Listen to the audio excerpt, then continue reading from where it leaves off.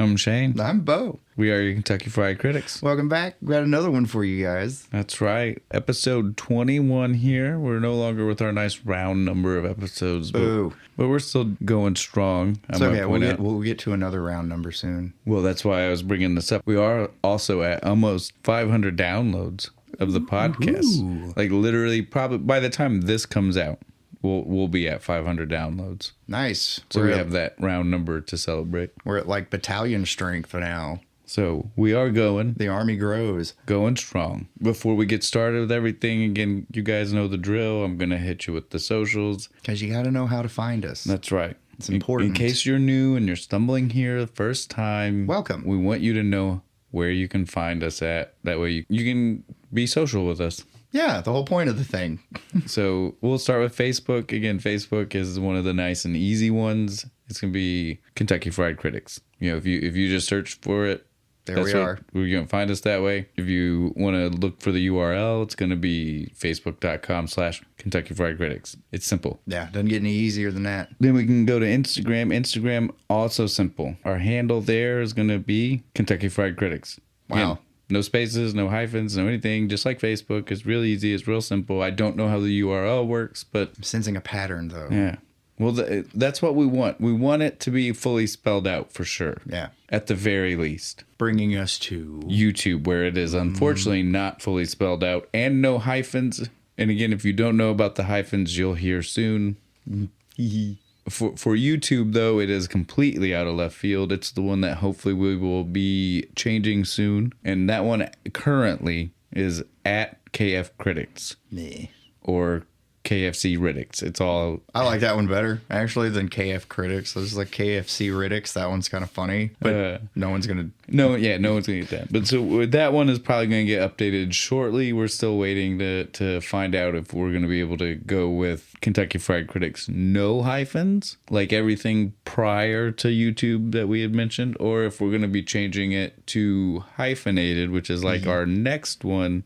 Our website that's hosted by our podcast hosts over at Acast. And so that one's going to be shows.acast.com/Kentucky-fried-critics. You get this just warm feeling in my belly with all those hyphens, you know?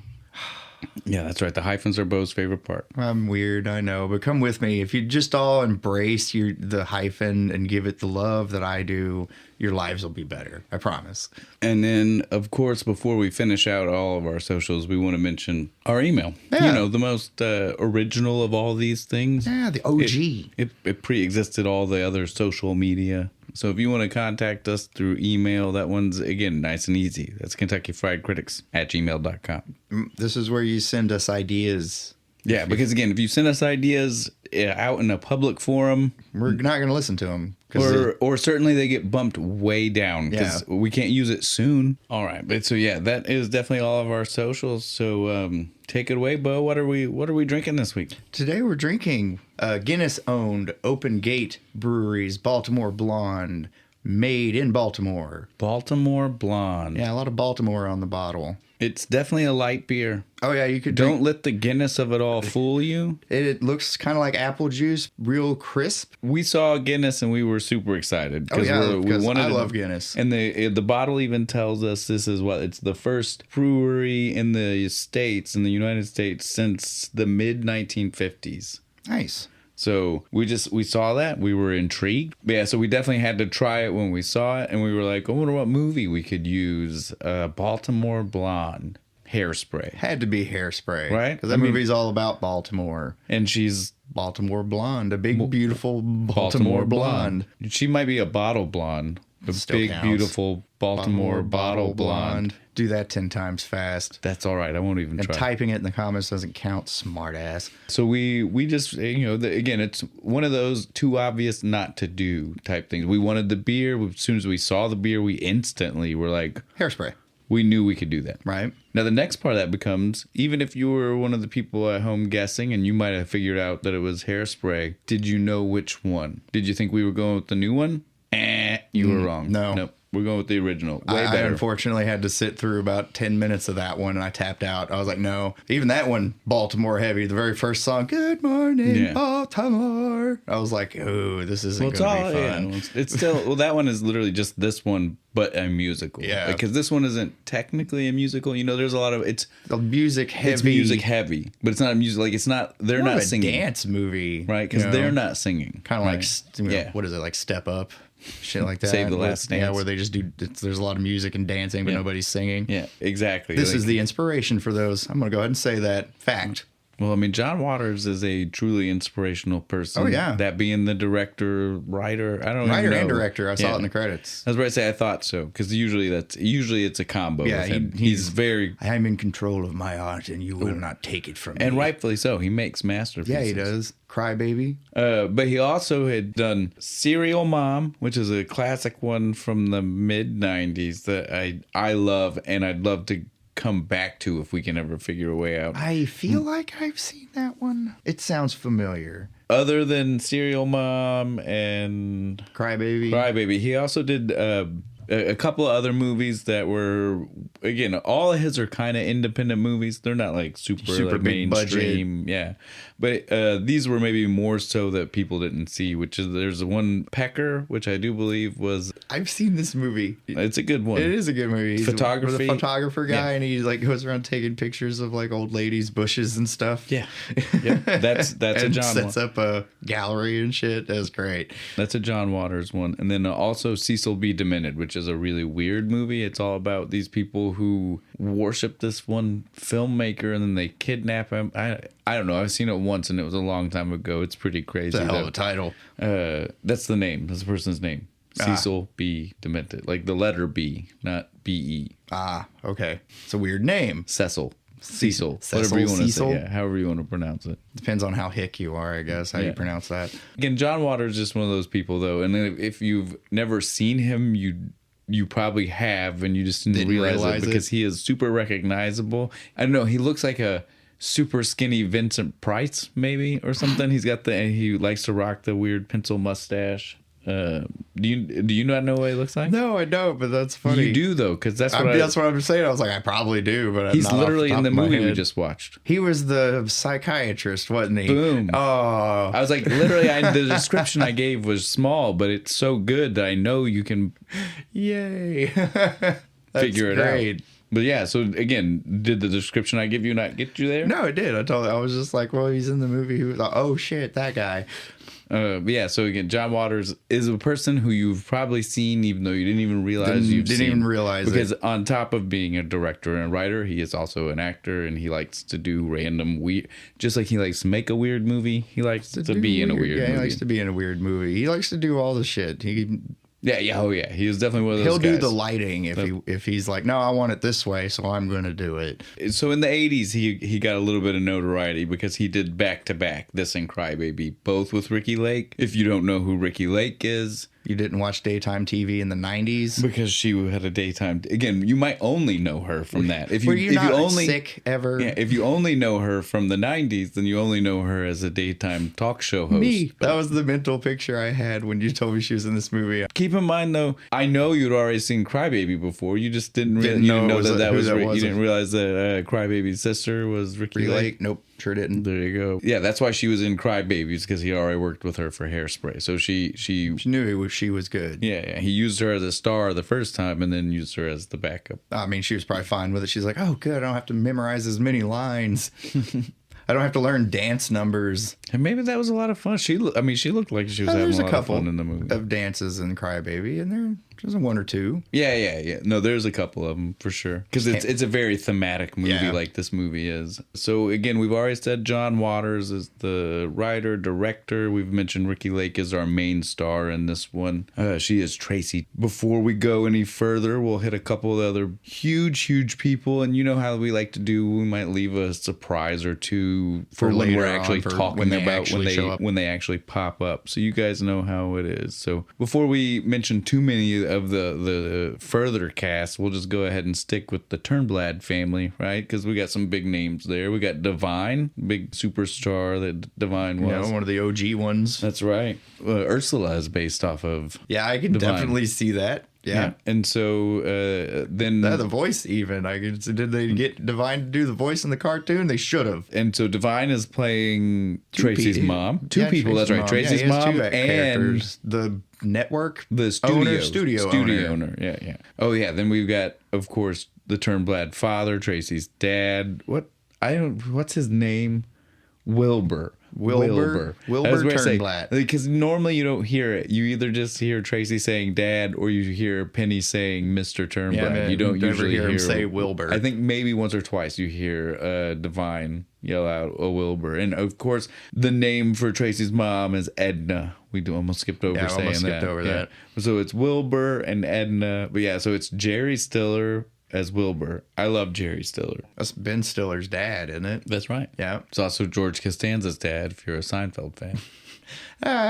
It's got some good episodes. I've never actually sat and tried to watch all of it. I'm a Seinfeld fan, dude. I've seen all of them 100 times. But I mean, to be fair, I was a kid. I should really go back because I went back and watched Frasier recently, and I was like, this was hilarious. Frasier's good. I like Frasier. All right, so back to other people in the movie. Sorry, we went off track. We'll go to Ricky Lake's main competition in the movie. So again, we got Tracy Turnblad. We got her main competition. Do you know who that was? We'll start with the character name. You paid enough attention to know that, right? Oh, fuck no. I wrote her down Amber. Her name was Amber. I did not like her. Amber Von Tussle. Yeah, I mean, you're not supposed to. So her parents, though, did you know who? It was Sonny Bono, and I don't know the mom. Really? No. It's Debbie Harry, the lead singer of Blondie. Oh, man. But here is the other one. Do you know who played Amber? Mm-mm. That's Vitamin C, the singer, graduation song. I was going to say the graduation song lady. That's Vitamin C. Oh, well, good job. You played a racist blonde bitch very well. Good for you. Well, I'm just saying, though, again, it's one of those, I'm not going to lie. I didn't realize that until I was doing my research for all of this. What's funny is I wrote that chick's name as Blondie through the whole thing, and I was just like, oh, no, damn it, that was her mom. Shit, should have wrote her down. You were calling the wrong one, Blondie, all along. Fuck. Again, that's a star-studded family right there. Right, we got Debbie Harry, we got Sonny Bono, and Vitamin C. Jeez, they're all singers. There's at least 6 Grammys in that one family right there. I don't think there were other. We've got Ruth Brown as Motormouth Maybelle.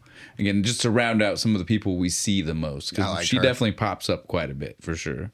Yeah, she's in the very beginning of the movie, I'm pretty sure. Oh, she's definitely there. Yeah, she's part of that first day. Yeah. So again, that's everybody that's super important. We might hit one or two other random people that are, when we get to them. Yeah, pseudo celebrities or whatnot, however you want to put that, as we show up to them. But I think we're ready just to go get into the movie. Again, don't be surprised, guys. This movie will probably be for us to cover how we usually like to do these reviews, reactions, however you want to word what we like to do. Two drunk guys talking about movies. Yeah. But normally the way we... I don't know if we critique them because we're never this movie was terrible. I know, that's why I was saying, I don't know, reaction is probably the best because we're just reacting to everything. But again, the main thing that I was trying to get to is just that this one's going to be pretty quick for us because we like to just talk about the things that are important on scene or being said. Yeah. And right now, for this movie, most of the stuff that might happen is a lot of dance scenes where there's not a lot to talk about. It's just, a lot of cool music. Every now and then there might be something funny that we can throw in about that we noticed during a dance scene. But it's really just kind of hey, showcase these people dancing. There's no plot line going on. It's not like one of those where there's a whole lot of crazy subtext of things happening. Deep dialogue. There's no, haunting reveal halfway through the movie and everybody gets all serious and it's that doesn't happen. Yep, nothing like that. So we'll just go ahead and get into it. Of course, I'll start out. We got a beautiful song to open things with. Totally sets the tone of the movie. Totally does. Not only because it's a song about hairspray, but just because, again, it sets the 60s, late 50s, early 60s vibe of the music that you're going to be hearing. Yeah. It's got that Motown-ish type feel to it. It's totally... it just sets you up for the world. Makes you kind of just want to snappy fingers and boop. Now that being said, it is a song that is all about hairspray. Yeah. And it is kind of disturbing. And it pans over everybody's getting ready for the show. And it's just... At the Corny Collins Show. The Corny Collins Show. We need to point this out. Because he's important. Not only is Corny Collins a character and an important one, I would venture to say that the show itself is a character in its own right in this movie, because we see it a lot. It opens with all the kids on the show, and they're all getting ready, and there's just men, women, children, all of them just fucking hairspray and everywhere. They're treating it like it's sexual, dude. A little bit. It was weird. Like the Link, the main guy, who we know is the main guy later, he gets real. He's like making some super crazy faces and shit while he's spraying it. Like, he sprayed a fuck ton of it. He goes and wipes his hands through his hair and comes up and it's just covered and stuff. I was just like, oh man, after that take, he was just like, can I get a napkin? I started to say they all did, but I take it back. There were a couple, like the couple specifically, they only sprayed like the one girl, she just goes, and he was only like, and so they weren't that bad. But most of those teens, though, Link was like half the bottle. He'd make sure my hair never moves again. And then the girl, who we don't know this about her yet, but because I've seen this movie enough times, I will only ever be able to refer to her as the falsies girl. Oh, where she's sitting there stuffing it? Yeah. Stuffing that bra. We see her stuffing herself, and then she also has big enough hair that she has half a can or more of hairspray, and she always rocks some really tall hair. She didn't even do a good job of stuffing, man. One of those was bigger than the other. That's why she gets called out here in a minute on the dance floor, dude, because she didn't do a good job. Is that why they told her to get off the floor? Again, that's why I said I can only refer to her as falsies, because that's the producer lady here in just a second. She comes up, she keeps putting the signs up like applause and shit. She throws one up that says falsies and points at her. I missed that one. That's why I can't ever refer to the girl as anything else, because she just gets a giant poster that's all caps with an exclamation point, and the woman's pointing at her. It's good, dude. Yeah, you totally missed it. I was writing a note down or something. It's right here. It's in the opening. It's not a big moment, but it's why I can't. It's right call after her that. So it's right after this opening Hairspray, because it's when they're fully dancing. Yeah, and they're actually dancing. The show's going. But so we're not talking very far from here. So it's pretty much the first thing you know about this girl is that we see her stuff, and then we see her get called out for stuffing immediately. That's what you get. And she does false advertising. She also does have like some of the tallest hair in the movie. Oh, that big beehive. Yeah, it's crazy for a movie that's all about people with tall hair. How she wasn't important. Every time they dance, man, I'm just like, not one of these bitches' hairs is moving. Even if it's like a fast song, there's just solid helmet of hair, man. 3 pounds of hairspray will do something like that, dude. For sure. I'm going to look into it. They could probably knock on it. But yeah, so it's mainly just to show us, though, we're getting way off on this. But the whole point of the song is to show us, A, that these kids are indeed obsessed with hairspray, and to let us know that Corny Collins' TV show it's like the Mickey Mouse Club of Baltimore. Again, like Casey Kasem. Yeah. Well, this is the early 60s. It's like a mix between the two, right? Because Casey Kasem would have just been the hits. It wouldn't have been the dance show. Yeah. Mickey Mouse Club would have been a group of teenagers hanging out. So this is like a mix of both. This is like Top 40 meets Mickey Mouse Club. Mousy Kasem. Right? Well, it's trademarked. Call it what you want, but that's essentially what it would have been, right? It's the hybrid of the two. Definitely local to Baltimore, but this is the early. It's 1962, 63, right? Yeah, something like that. Early 60s. Yeah. Well, the car show, they're going to crown the person who's the 63, which usually means it was late 62 because they were crowning them to be the person for the year. Next year. Yeah. But yeah, so it's the early 60s. So this is when like local TV, especially in a city like Baltimore, was huge. Yeah, like this was broadcast. It was important to Corny's the most popular for sure kids to teenagers show. Preteen and preteen. Again, this is when it's still preteen, that not perfect, tween. They use the word preteen. That perfect demographic of 12 to 25. I don't know. Right? Back then, this probably wouldn't have included 25. Like in the 60s, think about it. Like you were an adult way earlier than you are now. 18. Yeah. Then. Like nowadays we like to say like 12 to 25 or something like that. But yeah, back 18 to 35 now. Yeah, but back in the day though, they really wanted to like, they considered you an adult. Your adult life started immediately, and you had to shift how you thought of things. The day you turn 18, here's your new job at the factory. Us millennials go find you a wife. Us millennials shifted that whole way of thinking. Yeah, we were like, fuck no, I'm not leaving my parents' house. Adult. You know how scary the world is out there? I'm not going out there. What's an adult? I'm not an adulting. Kiss my ass. But yeah, so we're the ones that changed all that.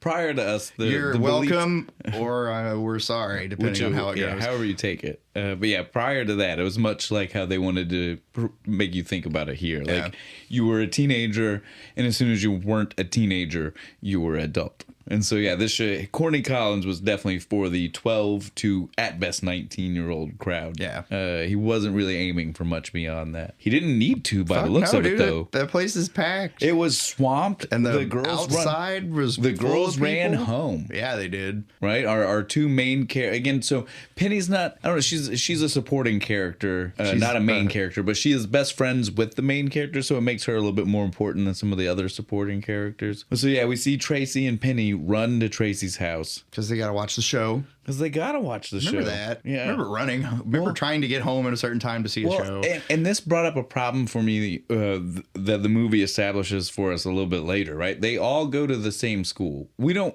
really technically see that until halfway through. Yeah, about halfway through it. I assume that they didn't until we see this later. But I gotta address this right now since it caused the problem for me.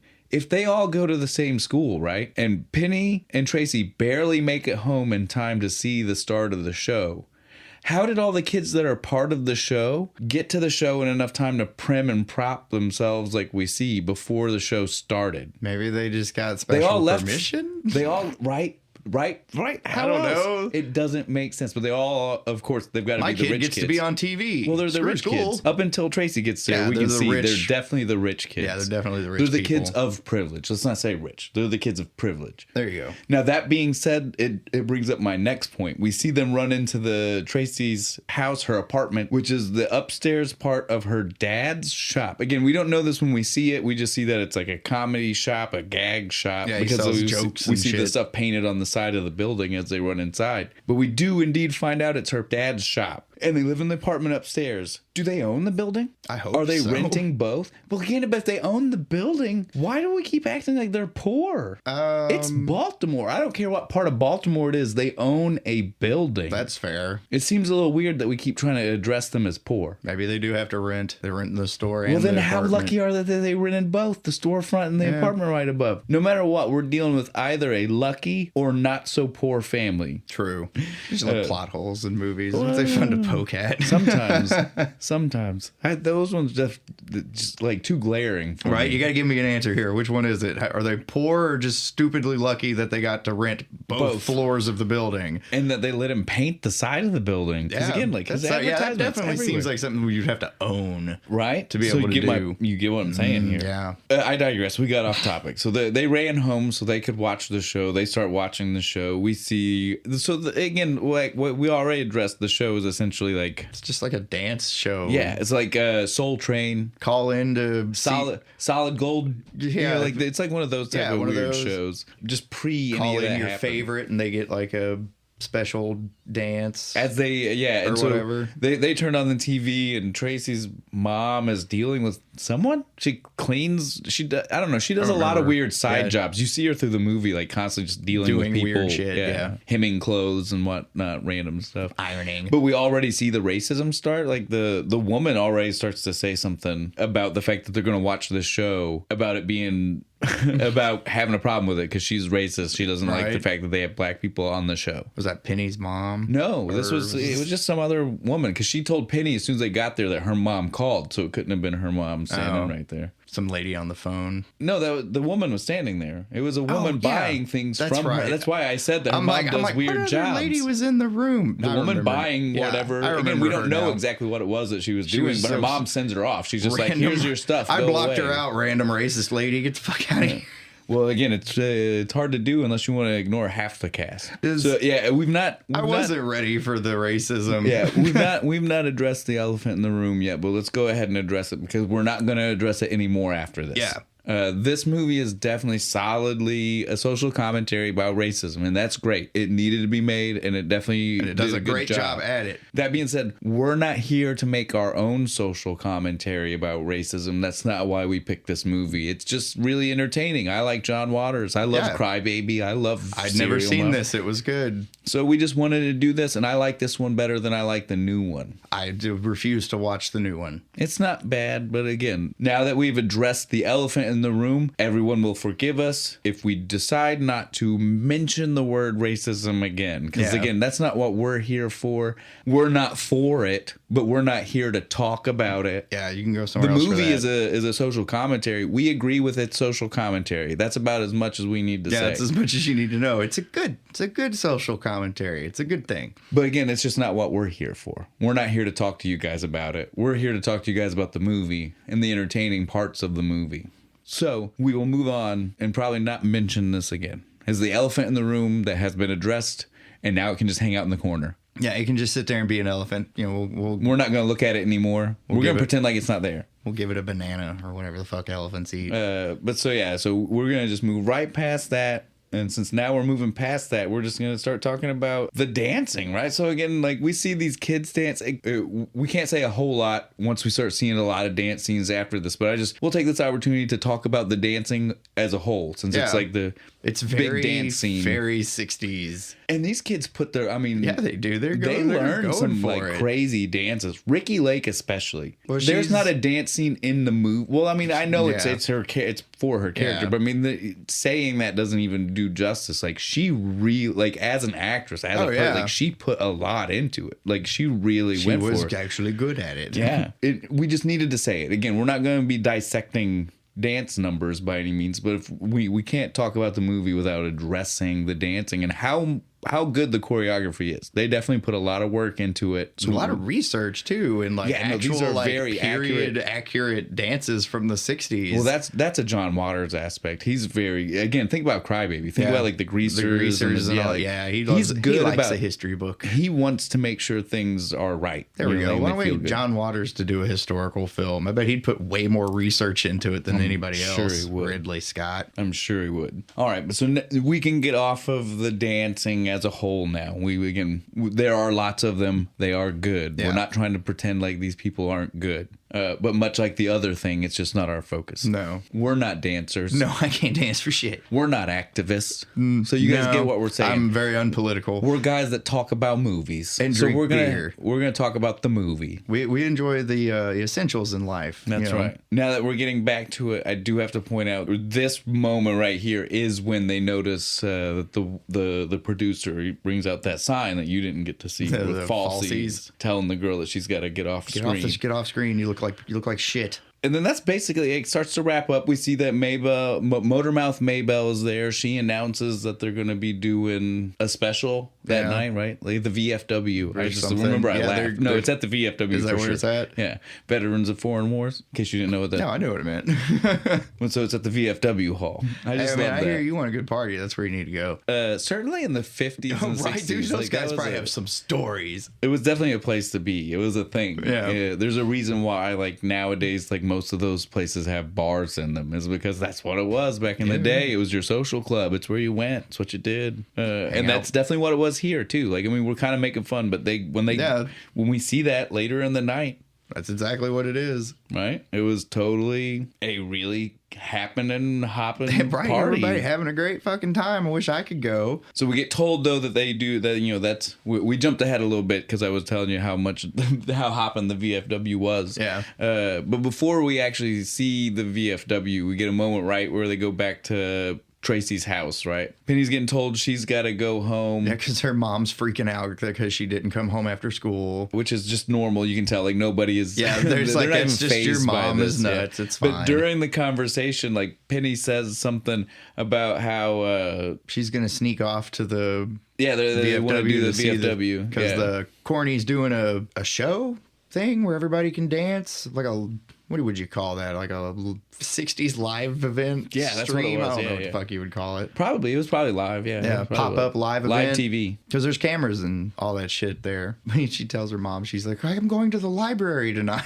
Well, and again, like, think about this. Like, you're like, they paint these two like they're the bad kids, the problem kids, right? Again, like they're rebels. And they lied to their parents to sneak off to the VFW. To go dance. Man, in modern times, you'd pray to have a kid. Yeah, like right. This, you right? wish your kid's just doing that. Like, It's like, you're just gonna go dance? That sounds so wholesome. Oh, have fun. Unless you don't live in the Footloose town, that sounds like not a problem. Yeah, go have fun, go dance. It's fine. Well, and again, at the VFW, like modern day, if you say something like that, like your grandparents hang out at the VFW, right? It's like, there's just gonna be a bunch of old soldiers there. They're not gonna let anything bad happen, to right? Like you. again, like you're not worried about it, and so that's they're in fact probably gonna be pissed off you're there. You're all these goddamn kids in here. I'm trying to drink my beer.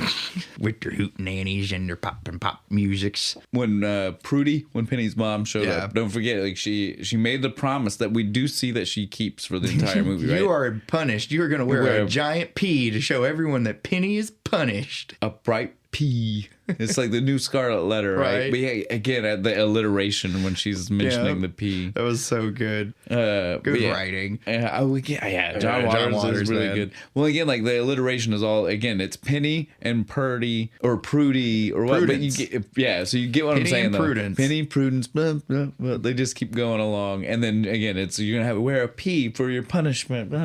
I love it. It's so good. But yeah, she freaks out. She tells her that. And it's not a made up thing. No, when they go to the For the rest of them, when we go to the giant P. When they go to the VFW, literally later that night, her mom has probably as soon as they walked in the door. Either she did it when they walked in the door, or she did it, and that's why she was telling her. They have it prepped. It's like, this is your punishment shirt. They were waiting for the day, right? They do though. They sneak off to the VFW of all places, fucking party, man. To see this crazy dance, the Corny Collins Show, the live Corny Collins Show.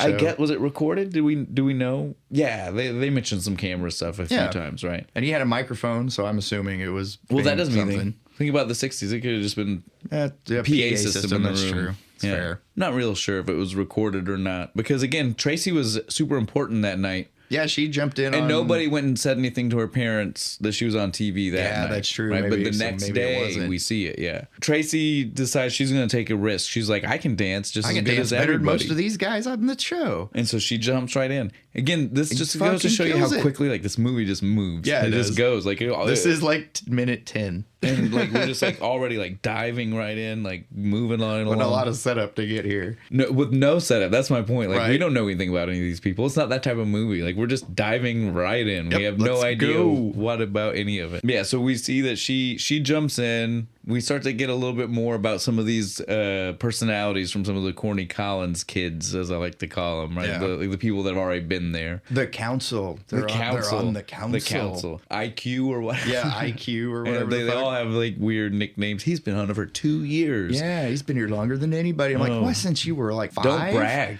That kid looked like he was 11. There's no way he shouldn't be so happy about that. Right? But this scene really lets us see that these kids are like Baltimore celebrities, because they made the announcement like literally hours earlier that they were going to be at the VFW, and then they got a full house. It's a full house. There were people outside. It's kind of crazy. They are definitely celebrities in their own right in Baltimore, for sure. Tracy takes her place, though. Yeah, she just jumps in right in the front of the line, starts doing the dance with everybody, and fucking kills it. The front of the line. And she gets in between Blondie, bitch, and Link. Right? Because they're kind of dating at that point. Yep. She just wedges right in between them, and she is eye-banging the hell out of Link the whole time she's dancing. She's just like, yeah, I know what I'm doing. Hey, buddy. And she did. But yeah, so she jumps up, and again, she immediately shows her hand because she's having a great time, right? Yeah. Like the rest of these kids, it's kind of a job to them at this point. You can tell that, and some of them start to see her, and they start to loosen up. Yeah, like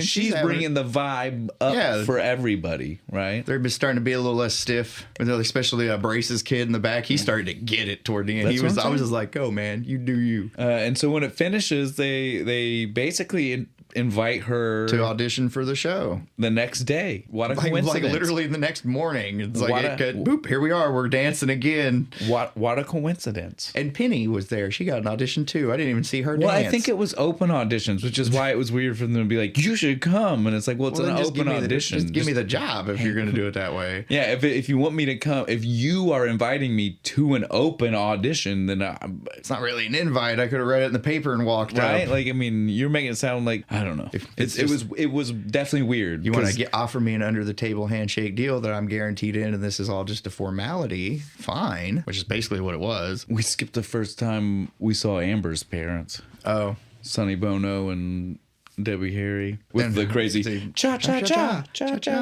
Now do the mashed potato. Yeah. Now the twist, and she's trying to have a conversation with her dad at the same time. Yeah. Again, not crazy, but important, but it is the intro of the Sonny, late great Sonny. Yeah, exactly. And the chick from Blondie, apparently. Yeah. But it also sets up her mom is a controlling how bitch, crazy controlling her mom is, and her dad is like trying to use her, trying to use her to him. help his car lot make it's not money. A car lot, auto show, whatever. No, he runs the carnival or the theme amusement park, whatever. No, but I agree. I did not. As a kid, I never caught that. I never really paid attention, and as an adult, it was definitely the first, like it was until the very end when he's doing the interview that I was like, oh. No, I thought he was the one doing the auto show bullshit, right, but he's for not. The contest. He's not. No. He runs the park. Especially because she's sitting there and she's all like, I'll still be the auto show queen, right? And they're like, of course, honey. Yeah. And I'm like, so it made it really seem like that was like his deal. No, I have it in my notes, car salesman, about him. Yeah, he looks like a car salesman. He looks like a car salesman, talks like one. And they mention an auto show. I agree. I'm pointing out. Yeah. We were both very wrong.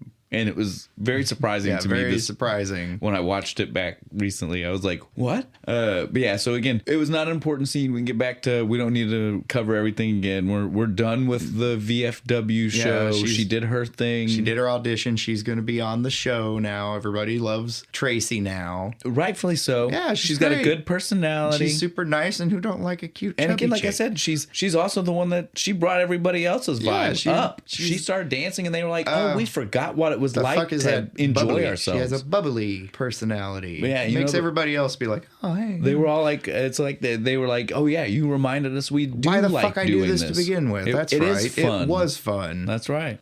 So she does her tryouts. When we see her tryouts, Penny, of course, is the first one kicked out because this isn't about Penny. No, fuck Penny.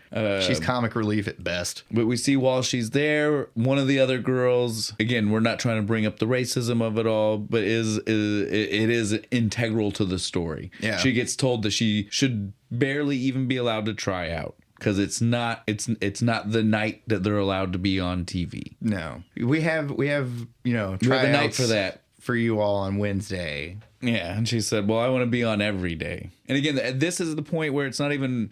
It's just kind of they say it, and it's just not even focused. Like again, it's supposed to let you know that in Tracy's world, she doesn't realize how important big of an issue that is yet. Like it's just not even on her radar. Introduction to like, oh shit, though they are treating us different. Yeah, like I didn't. It's the first time she really notices. Yeah, that's what that's supposed to be setting up. And again, I only bring that up because we start to see other people because of this. Like like she is there with her friend Seaweed. It is literally seaweed. Dude. Seaweed? I put sweetweed. It's seaweed. That's a weird name, man. But so, yeah. And so he becomes a bigger part of everything later. Penny's already noticing him. Oh, yeah. She thinks he's cute. Well, we don't get that conversation until later. But right now, yeah, she's already just kind of eyeballing him. Oh, yeah. But the main reason that I wanted to bring up that girl, though, is because she does have what is, I think, one of the funniest lines when they start to tell her that they're not going to let her be part of the all the time Corny Collins show. I can dance to Lawrence Welk if I have to. I don't know why. Since I was 7 and I didn't even know who that was. That line cracked me up. Funny. The way she's so panicked about it. She's so like, I can do whatever kind of dance you want me to do, even this weird white guy dance. You just tell me, I can do it. During this though, we see that the whole council gets to be part of this judgment. At first you're like, well, that kind of makes sense. And I was even proud of the preparation they were giving these kids, right? Because again,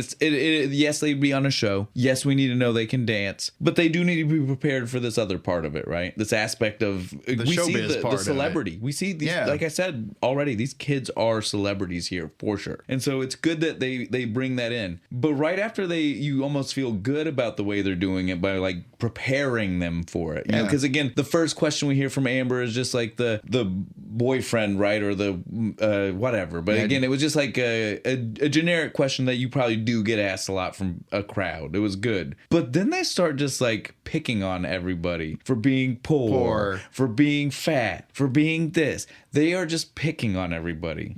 Especially Amber. Amber's being a total. She gets called out. Well, they're all almost crossing the line, and then she crosses the line with Tracy, and Corny calls her out. Corny's like, "Nope." Her home. He's like, "I'm done." We see that there's literally demerits. This is the first time we know that there's a contest to be the queen for the auto show, right? Like we know that the one we knew Amber wanted to be, but we didn't know that it was part of the Corny Collins contest till right now. Like the demerits are part of her going toward that. And so that's why she was like, I can't lose points. And if I'm not on camera, I'm going to lose even more points because no one's voting for me because I'm not there. You know, like it's just like it compounds itself. Yeah, and that's why she freaks out. Tracy gets her fucking spot. Well, Tracy just gets on the show. We don't see until they're watching the show that Tracy literally gets her full spot. And that's mainly because people like her so much. Yeah. So she's on there and she's dancing. Penny runs home because her mom and dad to tell mom and dad, like, look,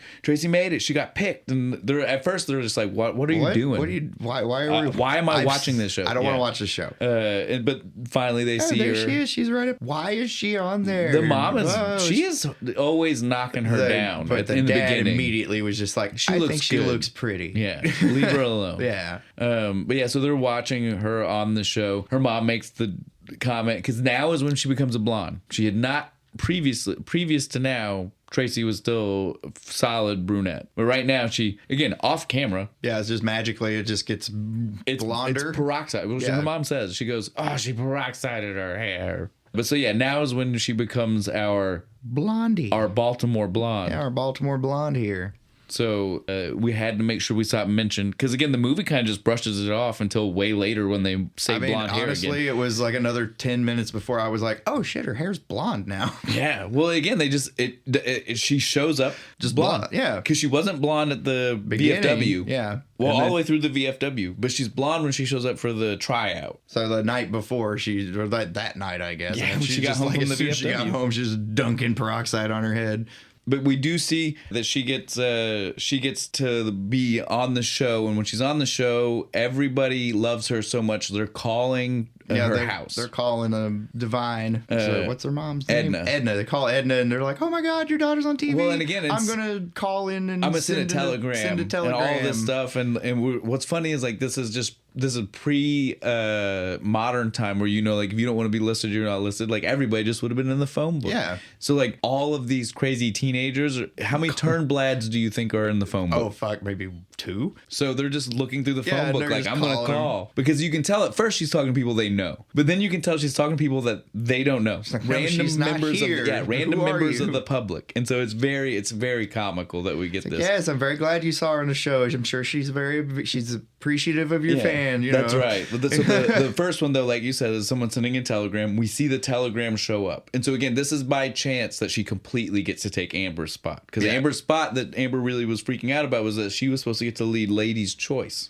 Where she gets to pick her partner. And so we see that the telegram is the reason why Tracy gets... Is because that's just what the person that they knew suggested in the telegram. It was that Tracy gets to lead Ladies' Choice. And so Corny, you can see him. He was just like... It wasn't a thought he was going to do. He was just like... Oh, cool. All right, that sounds like a good idea. This is what we're doing. You know, like he was like, sounds great. Yeah. Mainly because we don't know yet. But Corny he's a... Progressive? He's an ally. Yeah, he's a good dude.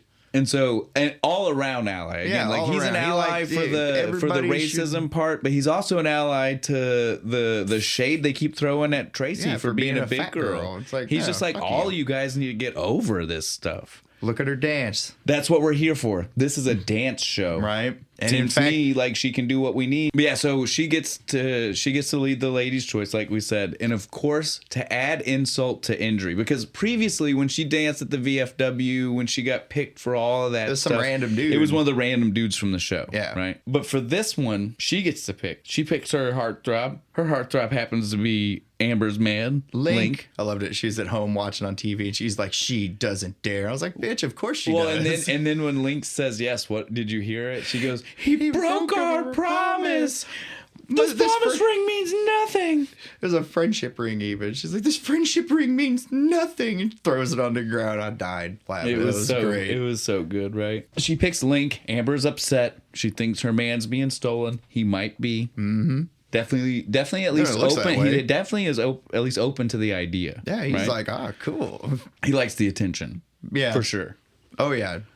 She seems like a nicer bitch's coattails. Well, she seems like a nicer person. Way nicer than Amber. So I mean, it's like a win-win, right? There's no problem. Yeah, just because you're pretty, you can't get away with being a bitch. But so once this scene wraps up, we see that now all of a sudden Edna is starting to really get into this celebrity. Oh yeah, she's on board. She's answering some phone calls, and she's starting to she refers her agent. to her agent. Her agent and her manager. She uses both interchangeable when she talks to people throughout the rest of the movie. She's handle all of her business, which is good. Tracy needs someone to do that for her. They obviously already run a business, so it's not like outlandish. Edna seems like the kind of mom that's not going to screw her daughter. Yeah, no, over. she's not that type. She's super proud of what's going on. That's right. Now. She doesn't. Well, she wasn't at first. It took her a minute. She doesn't have dollar signs. Yeah, that's the because thing. she sees it for what it really is. It's good for her daughter. Because again, she was the one that was coming down on her daughter before. She's like, you can't do this. You can't be that. You're not the first lady now, are you? Right. Now she's like, oh shit.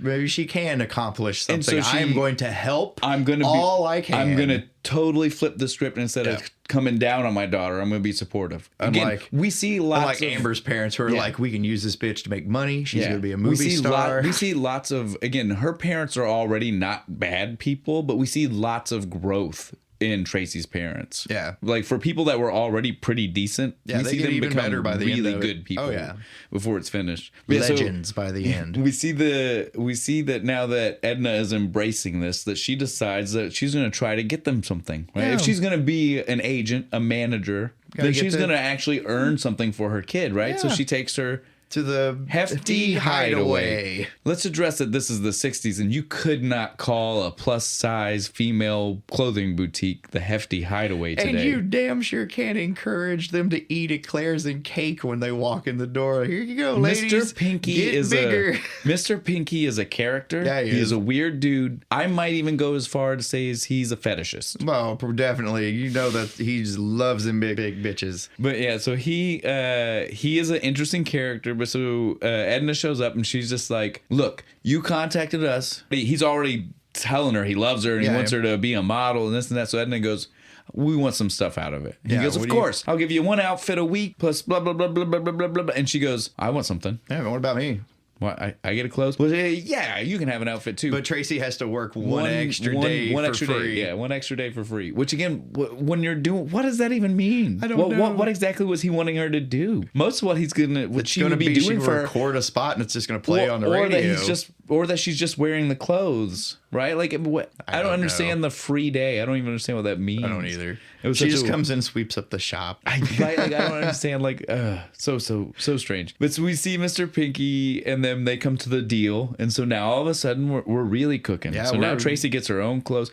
I want to point. Mr. Pinky does. This is when he tells us he's going to be making this dress for her for the auto show, right? Like he's like, I've already got plans. Yeah, this is the one I want you to wear. It's going to be great. You just leave all the designs to me. I've got an idea. Wait till we get to that. Yeah, the whole end happens so weird and fast and crazy that it's really hard to process all of it. I agree. We'll get back. We got a little bit to get there. Not a lot. No. Again, for this, we've not said it, but this movie moves quick. Yeah, it does. We said we'd move through it quick, but it definitely moves itself quick too. Because it takes place in like 4 days? 4 days? I don't know. Less than a week?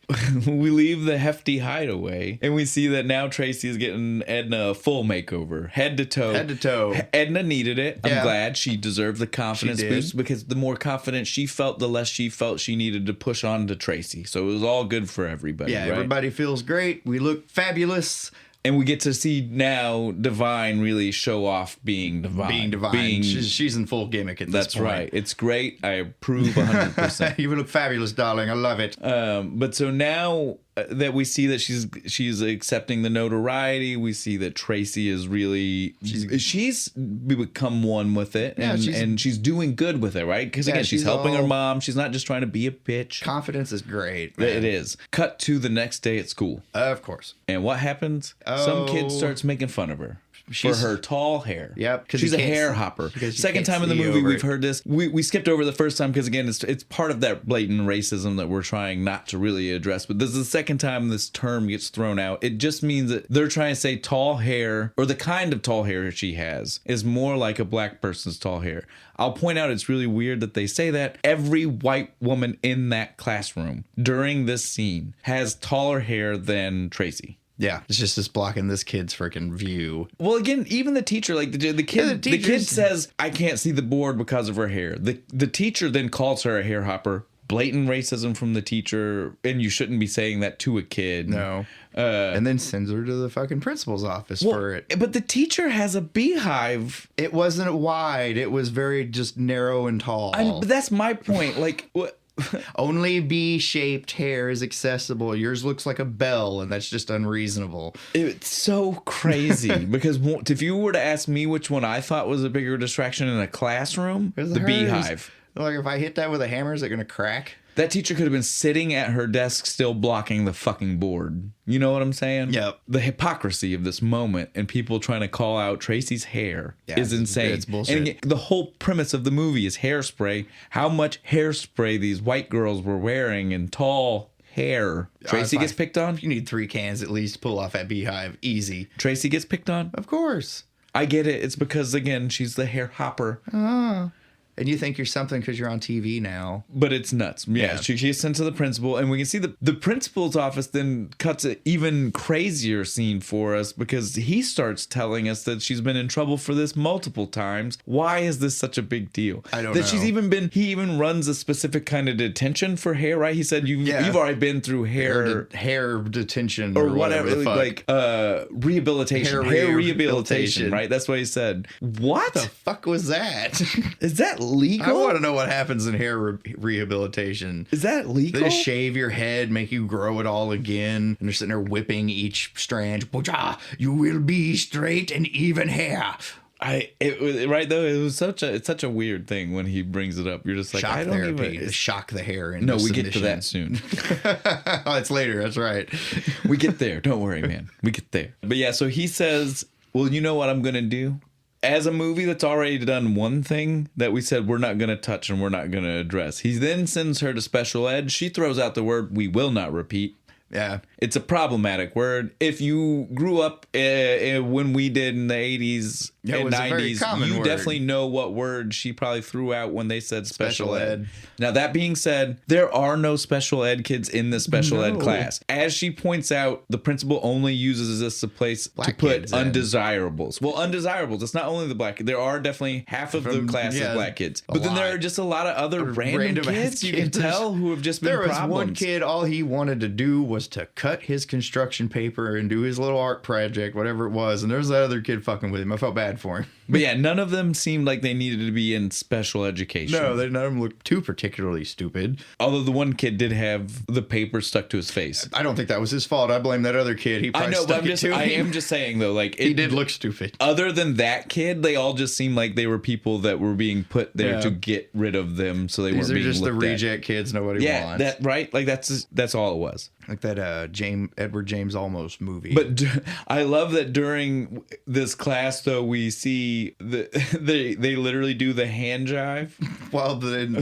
national pledge. Through the Pledge of Allegiance. I don't know why that tickled me so much, but it was funny. Like, because they were already dancing. The teacher came in, and at first they make you think like, oh, nobody's gonna fuck with that teacher, right? They play like the military drum in the background, and she's like coming into the room, and everybody shifts into the room, like again, except for the kid left the thing on his face. But then they stand up to do the pledge right after that, and then it's immediately right back to like let's just fucking around. And it was the whole classroom was all doing the hand jive. It was so good, so funny. But then we see Jim gym class, and this is the moment. This is when I was saying, we are now over halfway through the movie, right? This is probably like 45 minutes or better in. Yeah. This is the first moment where we actually see that all of these kids at the same school. That the Corny Collins kids are not like elitist scum at a different fucking high school. No, and again, this is Baltimore. There are more than one high schools. Right? So they all live in the same like block. Yeah, like it's a big enough city. There would have been multiple high schools in the 50s and 60s, right? Like we can all accept that. Yeah. So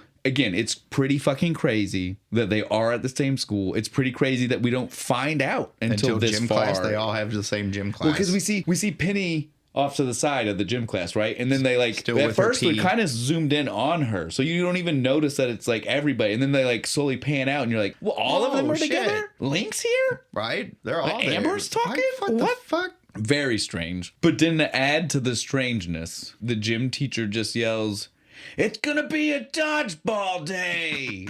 I mean, and who do they play? Well, but who do they play? Let's address this. We already got told, we got told by Tracy the kind of students that we're supposed to be in this special ed class. Would it not have been wrong for you then to parade them in front of regular students to be assaulted by dodgeballs? Bombard them with dodgeballs? Fuck no, you'd never get away with that when I was in school. You wouldn't get away. You shouldn't get away with that. That is inhumane. Again, what we see in the movie is not that inhumane because none of the people in the class are mentally in need handicapped. Of, they are not special ed kids. These are all regular kids who are just being hidden away from the rest of the school. Yeah. Thankfully, because this would have been a way different scene. Right. It would have been way not. I mean, it's still pretty messed up, but it's not messed up in that way. You know what I mean? Like, it's just messed up because she gets whacked in the head. I will point out. Knocked the fuck out. I will point out, I do not believe with an ounce of anything in my being that Amber could have knocked her out by throwing that dodgeball at her. Fuck no, that dodgeball was huge. I don't. And she is tiny. She could not have gotten the momentum needed to knock her out when throwing this thing. It would have barely gotten to her noodle arms of hers. But so this is the scene that we talked about where Penny finally officially meets Seaweed. Right? Because Tracy met him in the special ed class. And so she was like, hey, that's Seaweed. Seaweed is Motormouth Maybell's son? Son, that's right. And son. he's also the character. We've seen him already. We just didn't know he was important. Yeah, he was just in the background. We've seen him with his sister. Again, we don't know it's his sister yet. We find that out very, very shortly. At the very beginning, they were the ones that were trying to get into the VFW and got told they're not allowed in. Yeah. We've seen him later on during the dance part of that. We saw him. He was the person who escorted the girl to the same tryouts. I think it's his older sister. He has an older sister. They don't really mention that. They kind of real quickly. The younger sister is a little bit. She gets more screen time. Yeah, because she's cuter, honestly. But yeah, so we got to point out that this is his real big introduction. This is where he finally gets some real lines. He's talking to the characters and not like random background people, essentially. And we find out his name. Yeah, which is Seaweed. What a name. Has a shiny gold tooth. But so, you know, she finally is like, you know, that's who this is. We should go hang out with them. And then, of course, that's when she gets knocked out. Yeah. And then... But just because she got knocked out, this is one of those moments where, again, like, weird. Just to move the story real quick. And again, it takes place in 3 days, but to make that 3 days feel like it's longer and really fuck with your perception of time. Yeah. As soon as she gets knocked out, when she wakes up, Link is there taking care of her on the field, like again, not left anywhere. And he instantly is just like, that was so bad sportsmanship on Amber's part. You want to be my girlfriend? Yeah, that was weird. Where'd that come from? I don't know. And then like, oh, good. I'm glad you're okay. That was a shitty thing for her to do. You want to fuck? And then while it's happening, Seaweed is hooking up with Penny, right? Like again, they're sitting right next to each other. Hooking up. Again, it's so. We all just decided in this moment of her being knocked out, we're all gonna date. You date them, I'll date him. It's just so strange, right? Again, plays so quick. Because what we can only assume is then also supposed to be the same day, but after school, right? Yeah. We see Link and Tracy already fully going steady. Yeah, they're holding hands. I mean, you'd think this is 6 weeks into their relationship. Right, they've been dating but for as a while. far as we know, it's just the same day after school. A lot can happen in 2 hours, man. And then we see them and Penny all on the bus. I gotta point this out because Link says something that's absolutely fucking stupid. They're on the bus, right? And Tracy's like, do you know how we're supposed to get there? And he's like, oh yeah, it's fine. Seaweed gave me directions. They're on a bus. The bus will just simply take you there. Seaweed didn't give them directions. He said, this is the bus. Get off here. There's your directions. It was such a line where I was like, what do you mean he gave you directions? The bus says Cherry Hill on it. Well, they get off. Clearly going. They get off the bus, and they literally, as soon as they get off the bus, they turn around, and he goes, that's it. That must be the building. That's where we need to go. Okay, now that we're done making fun of how stupid Link is. Fuck. He just wanted to sound important.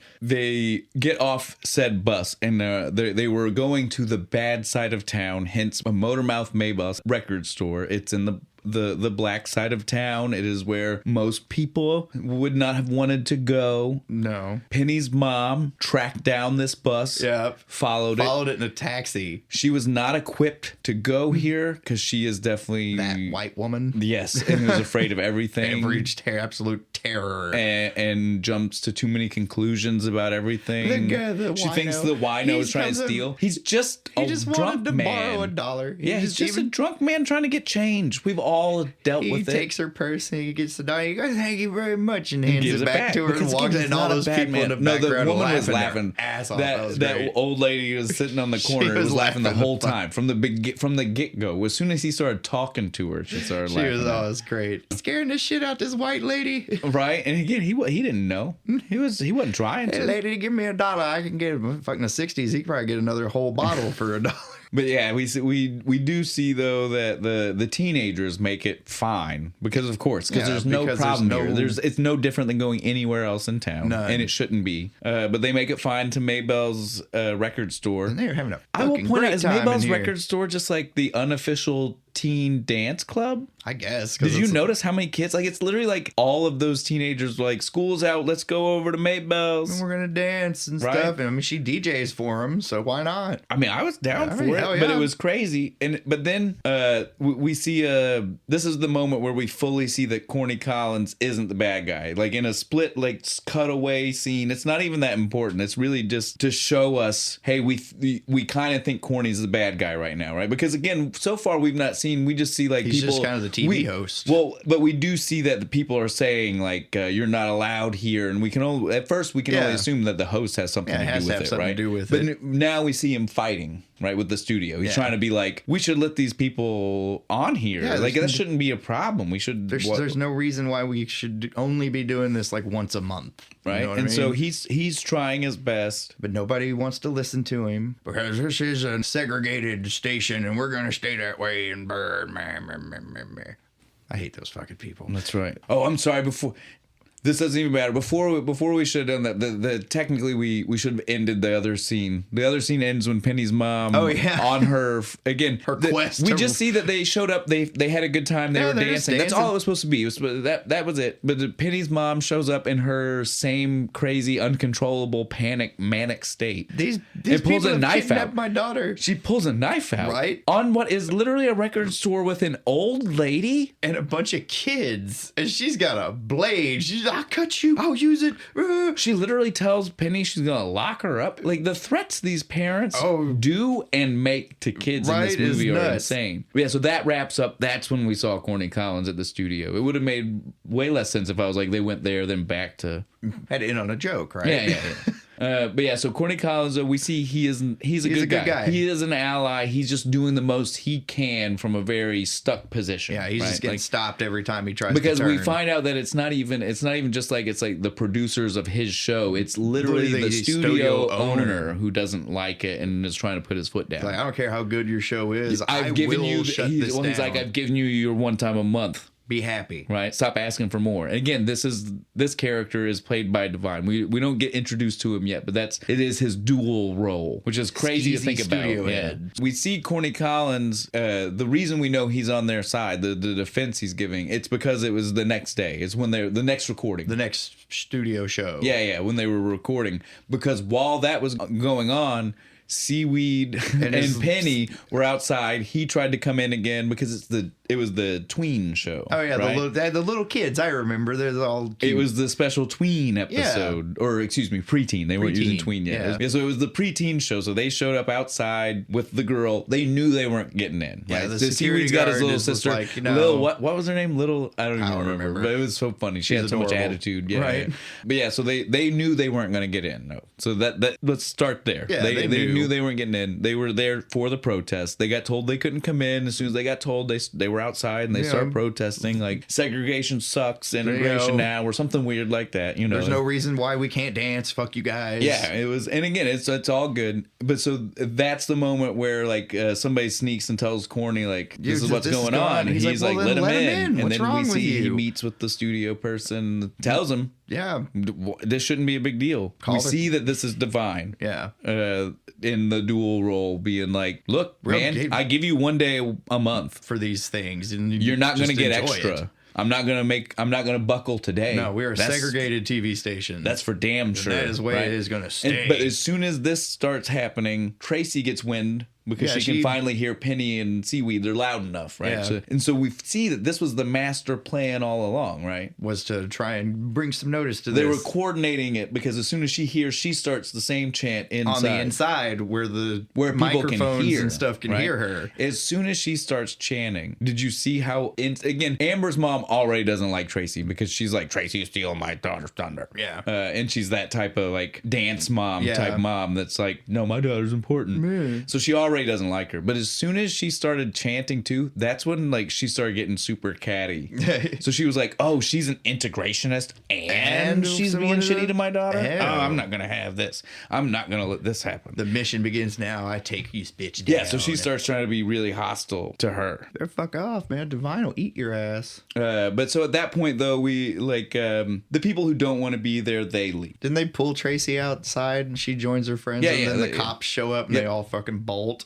And rightfully so. Yeah. I mean, they pulled Tracy outside, but I don't think they even needed to. I think at that point, when she saw that when she was protesting inside that it wasn't happening, she was going to leave. Because again, she didn't care about the Corny Collins show. No, she needed, like you said earlier, she needed that boost to her confidence. And now that she's got it, she doesn't care. She's found a cause and she's going for it. You know, like the show isn't as important as she thought it was. Now she's got the things that she needed and she's going to fight for them, right? Yeah. Like, and so that's good. That's where we're great. At. I love it. We see now though that Amber is inside. She's the only. She's like, well, and she's like the main person left of the council, right? Like we don't really see the rest of the council because the tween show wasn't. Link with them. Yeah, it seems like the tween show wasn't supposed to be like a full like the council like show. Yeah, so she's like the only one that's left, and I was like, that's horrible representation, right?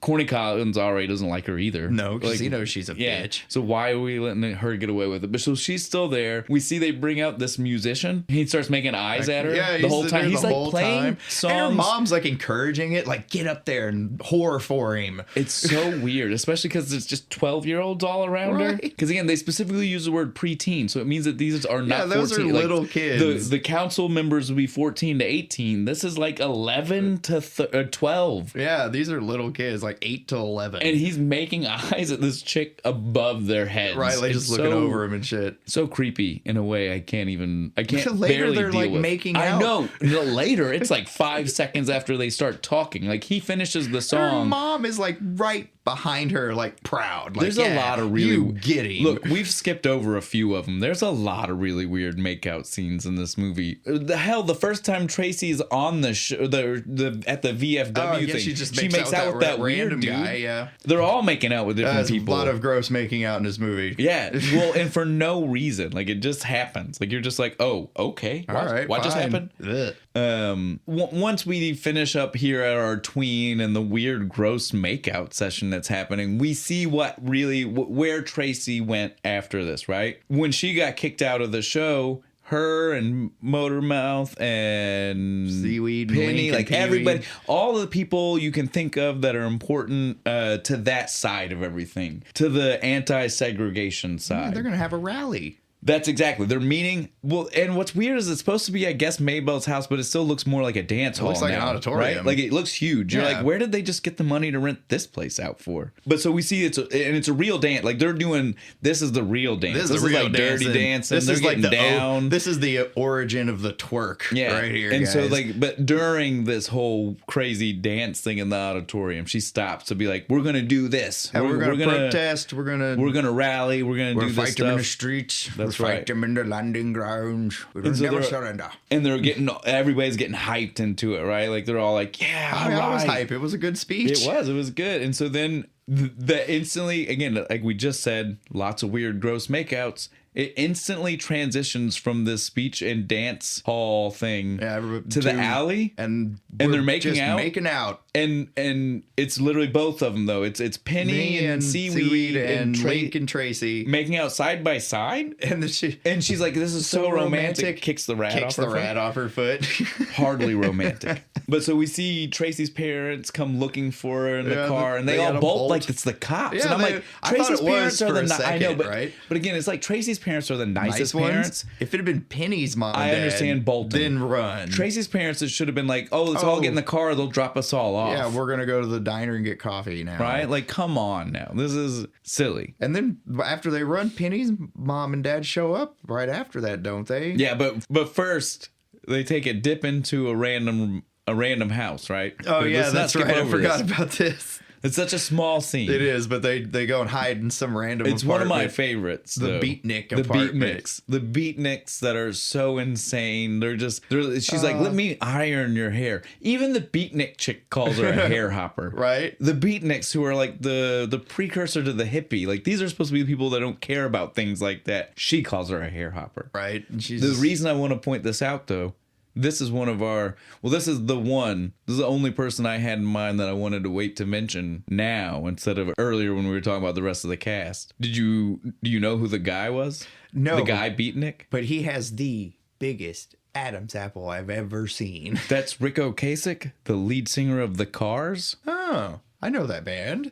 That's how you get that voice. You got to have that giant Adam's apple. The first thing I noticed, he's back there, he's doing that wild painting and shit. And I'm just like, is he choking on something? What is in his throat? But then the girl, the girl Beatnik, all of a sudden's like, you guys want to smoke some weed? When I iron her hair. I want to iron her hair and let's get high and then naked. Then she gets really weird. Yeah, no. Once she says let's smoke some weed, she starts pulling out her poetry. She gets uncomfortable. Well, it's not hers. That's Allen Ginsberg. Yeah. She gets uncomfortable, dude. She gets uncomfortable. They're like, all right, we're out. We're gonna leave again, and they run right into Penny's mom and dad. Yep. And so then and they have with them the psychiatrist I mentioned earlier, who was all about aversion therapy. Yeah. So he's shocking her, and he's got this is John Waters himself. Right. He's got the hypno beam with the little swirly on it and shit. He's like, we can fix her, don't worry. And so they basically kidnap Penny off the street. Again, nobody cares. Because she was dating a black guy. Whatever. That's like the whole reason this happened. Whatever. It was still a lot, dude. It was nuts. And now this is the part we leave that, we see that she's been kidnapped, and now this is supposed to be the day, right? This is the day we would have found out who was going to win the auto stuff. Yeah, but it ends up queen of the auto But show. it ends up getting slightly postponed after the events of this day, right? Yeah. But so when it starts, though, when we first see this amusement park, I just want to say this is the first time, like we had mentioned earlier, this is the moment where I realized that he owns the park. That those things are the same. Because he's doing his TV interview about Sonny the park, Bono. And they're talking about how they're not gonna, that they're staying segregated. Yeah, they're not gonna fuck integration. They're not allowed in our park. We're gonna stay this way. And they even really do a letting little their chant. true colors fly. Fuck you. Letting us know just how much we don't like them. Right. Which is sad because I usually like Sonny Bono. Not in this. Not in this though. I hate it when they do that to me. And then I want to point out, while we're at the park and when they start cutting through they're just showing like all the Corny Collins kids have fun, right? Yeah, like on the rides and stuff. Yeah, I want to point out though, shit. these Corny Collins kids trade partners like swingers, dude. Yeah, they do. They're cutting through this group, and literally it's different paired up partners than we've seen any other time. Right? And again, I only point this out because, like we said, there's a lot of gross makeout scenes, so that's usually people with different people. Oh, there was a couple making out in the very beginning of the movie when they're getting ready in the first thing. And that dude's with a different bitch 20 minutes later. I know. Good for you, man. But the 60s were just, a different time. People didn't care. But so... we get to the main part of the Corny Collins show, and it's Amber's the winner. Well, before that, we have a dance competition, right? Oh, yeah, that's right. And Amber's a true bitch. She's right? doing the limbo. She's like, "What dance are you gonna do? I'm gonna do the limbo." Because I know some of us. Yeah, I know this fat bitch can't bend over like that. It was a little too much. And she can't. Tracy actually, if you paid attention, Tracy does good. Not after a while, No, shit. I know, but I mean, in the beginning, she does better than Amber gave her credit for. Yeah, but still, she couldn't do it. Well, yeah, no, and she knew it. That's what she knew. That's why she couldn't. She did it. I know that, yeah. But I'm just saying, like, I'll give her credit, is what I'm saying, because she did better than what Amber expected her not to be able to do anything. No. She expected her to get mad and freak out, and she was better than that. That's what I'm saying. She's like, "Fuck you." She had the confidence to say, "I'll do it. I don't care. I'll limbo to the best of my ability." Like I feel like Amber's thought was that she was like, "Oh shit, Tracy's gonna be so freaked out by the fact that I called her on that." You know what I mean? And I think that I think Tracy automatically won just by being like, "I don't care, whatever." Like I'm not that. And come on, limbo. That's the dance you're gonna go with. Are we 7? I didn't like doing the limbo when I was 7. But so then her number is finished, and it's Tracy's turn.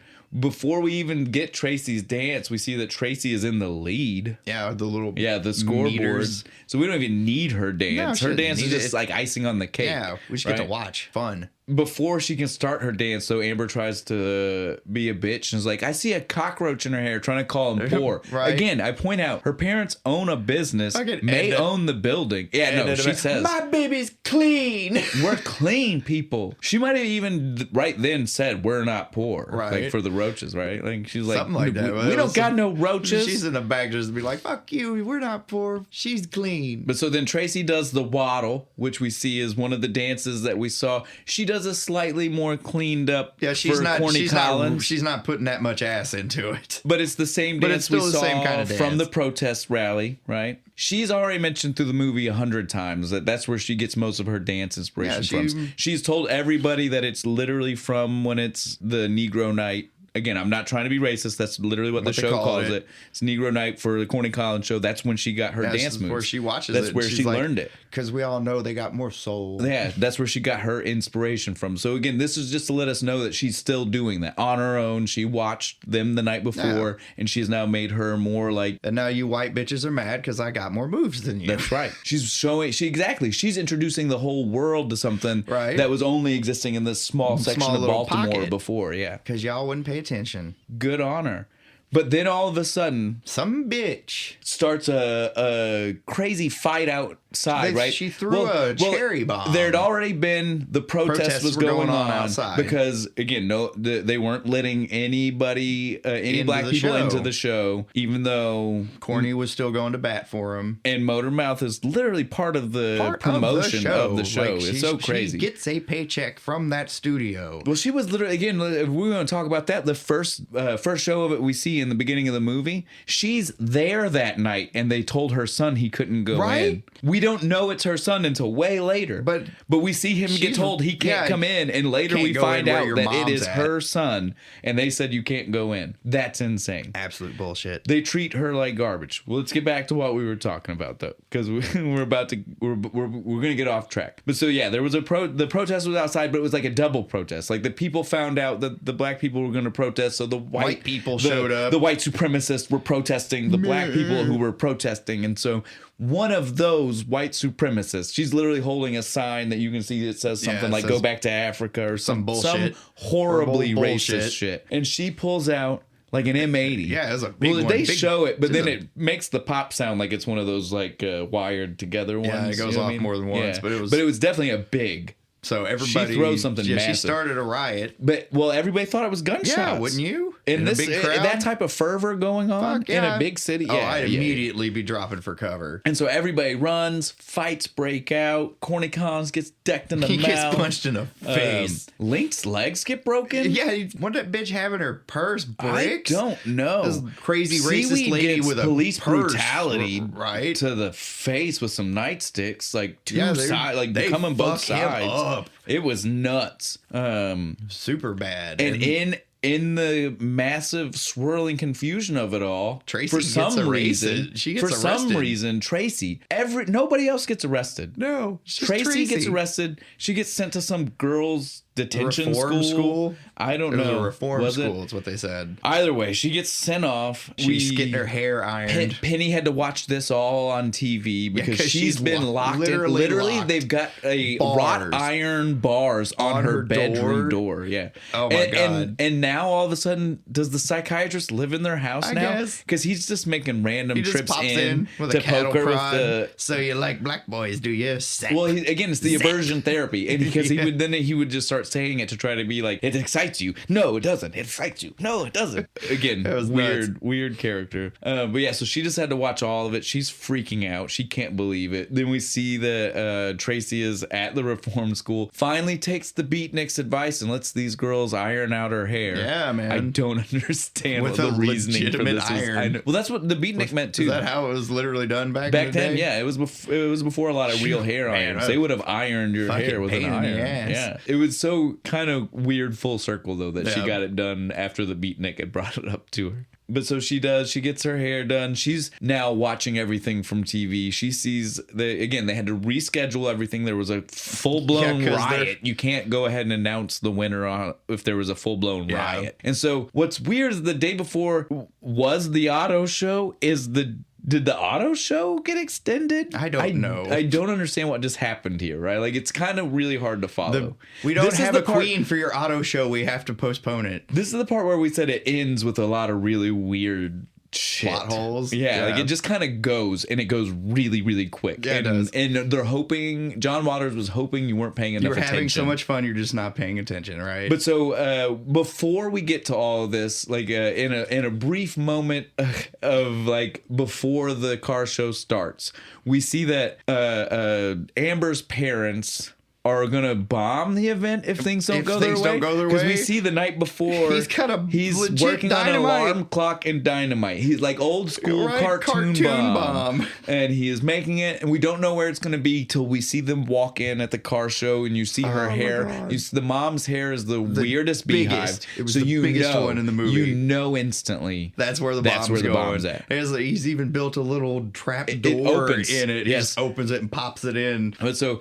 we do have to address that. So while we see Tracy's parents, while they're on the news for the thing, they're telling everybody like, we joined the NAACP. Yeah. We're truly on your side. We're part of the fight. We're here for you. We need to get my daughter out of jail. Like I said, again, the quickness with which they have turned from, again, they weren't bad people. No, they were just kind of, they were mediocre people, right? Yeah, it's like, we don't care. But they have totally, like, her mom now they are no the longer most supportive. She doesn't talk down to her daughter. No. She doesn't think bad about her daughter's weight. She doesn't. Nope. She is completely. And now they are also members of the NAACP. These people what an arc. They have completely, literally like 45 minutes, completely changed their lives around. It's just amazing, fantastic. But so we get on with the show, and we're like, so what's about to go on? Maybelle has orchestrated a protest at the governor's house. And again, we've seen the governor a few times in the background because he's been at the auto show, but it's not been important. But so we see, like, literally as he's leaving whatever thing he was at, there was a protest going on. He's in his car and he's asking the person, Tracy? who the hell is Tracy Turnblad? And the guy in the car, she's just a hair hopper. I was like, can we stop with this? Like, everybody knows this terminology. Right. Can we stop with it? But then they get out at his house, right? And there's more protesters. And there's Maybelle and her daughter, and they're waiting for him. They handcuff themselves to him. He walks in his door, and his wife's like, and he's like, honey, I'm home. But so, but to his credit, he's like, it's okay. We're going to talk this out and get it all figured out. And so we'll wrap that up really fast because the movie kind of draws this out a little bit. But so they get the pardon that they're there for. Yeah, they're there to get Tracy out of jail. And he's like, okay, we'll do that. And so they pardon her. All this while while at the car show, Amber's thinking that she's made it. She's won. They're letting her ride in the little fake car. I liked that car. I wanted a little 3-wheeled with the dome top. I want it. That was like cool. Awesome. But so she thinks she's hot shit. Right. She thinks she's made it. And so but as soon as Maybelle finds out that they got the pardon, her and her daughter march. No, they took a cab. Yeah, they took. I only point this out because they took a cab to get her at the school. Right. They get her out. She's dressed already good. Yeah, ready to go. Not in the stuff we saw her in when she got there. She's dressed ready to leave. She comes out. She's doing the new dance, the cockroach that she saw Amber doing in inspiration I got in my notes they danced their way out of the jail. Well, again, because at this point we've just got so many bug things, right? Yeah, the roach, the bug, the cockroach, all this other shit. Yeah, we just keep seeing these things. Like they keep bringing this stupid reference back, right? She says she's going to do the cockroach, the song "The Cockroach" is what Amber says, and so she's doing it. And while she's doing it, we see that Tracy gets out of jail and she's doing it. Like she saw the dance, she's like, I can put my own spin on it, and she does. She's got way better. She's got way more flavor on it. But what's funny is as they're leaving the building, we don't see them get in a vehicle. This is the one time where the movie it's not a musical, right? This movie generally doesn't follow musical rules like things like this scene. But this scene all of a sudden follows musical rules because they just start dancing until they dance into the car building. Show. And there's no way these places were side by side. Spatial shit. We folded space in on itself, brought the 2 points closer together. We went through one door and we were out the other one. Or they dance 2 miles down the road. I don't know which one they're trying to say. But something definitely happened here. It's the only time where it takes true musical rules. You would be coming in the door just covered in sweat if you danced 2 miles. But so she shows up. She's like, bitch, it ain't yours. It's mine. It's mine. Everybody knows I won this shit. Give me that crown. And so then she's like, I'm going to do a dance. She's going to do the bug. But then she does a magical change of clothes. Where did that happen? I don't know. But this dress. Like literally, she just like disappears into the crowd for a half second, comes back out, and she's in the dress. And again, Mr. Pinky is behind her. So this is implied to be the dress he made for her. On. Why did he already know to put cockroaches on it? I don't know, but that comment was made the night before. Why would you put cockroaches on it? This is the weirdest dress. I know, because it's all because of an insult from Amber. So weird. Giant cockroaches all over this pink dress. She just wants to embrace it. She's just embracing it. I am the cockroach. And so she does the bug. Way better of a dance. Yep. She kills it. Yeah, she does. She slays. During all this, though, as she's doing the bug, because part of the bug is that you dance like you've got bugs on you, right? Like, again, that's the funny part.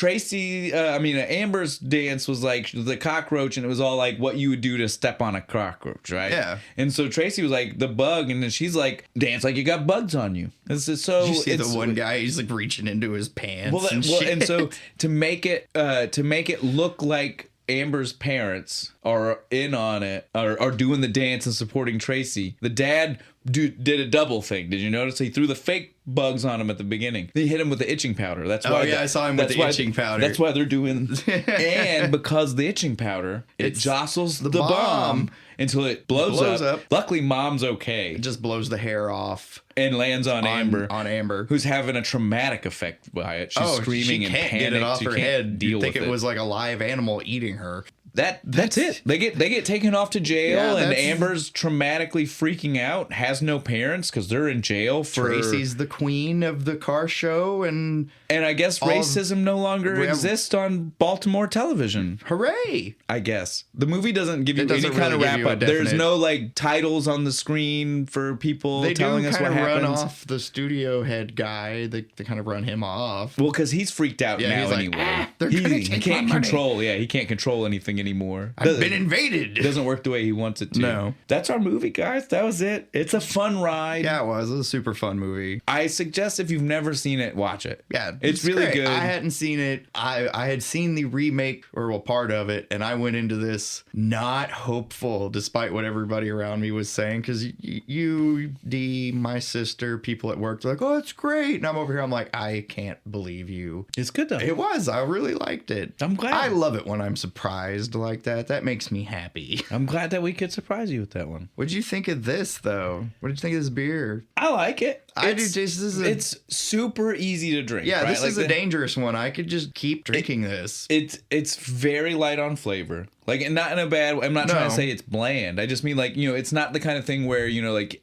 you have to sit down in between drinks because of how much flavor is going on. It's not heavy. You like can literally Guinness. You can literally just, like, throw it back. Yeah, dude, right? I like, could just drink gulping at a time if you I would be so drunk before I realized it with this. It's really nice. It's a well-deserved twist from what they normally serve. Oh, yeah. Right? Like, this is definitely, normally you think Guinness, you think, man, I can drink one of those. Yeah, I can drink one of those and I'm going to be so full that I can't stand up. No, this one I could drink a bunch of these. Definitely good. Definitely recommend it. Everybody should go look try into it. them and try Open them. Gate Brewery Guinness Baltimore Blonde. Maybe try it and watch the movie. Yeah, try and watch this movie. Because it's again great combination. It is. It was you really can't good. get better than a Baltimore Blonde for a Baltimore Blonde, guys. No, just wish they were a little bigger, like my girl here. What are we doing next time, man? Next time we're doing Brewdog Brewery's Punk IPA. So you all know the game at this point. You want to play the game, you go in the message, you write in what you think we're going to be doing next week based off Brewdog Punk IPA. What could we be doing? Drop it in. Let us know. Yeah, let us know what's up.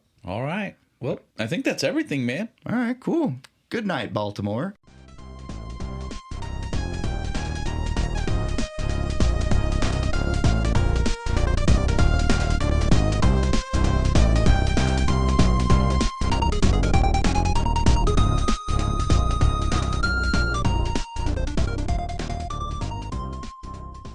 Baltimore Bottle Blonde.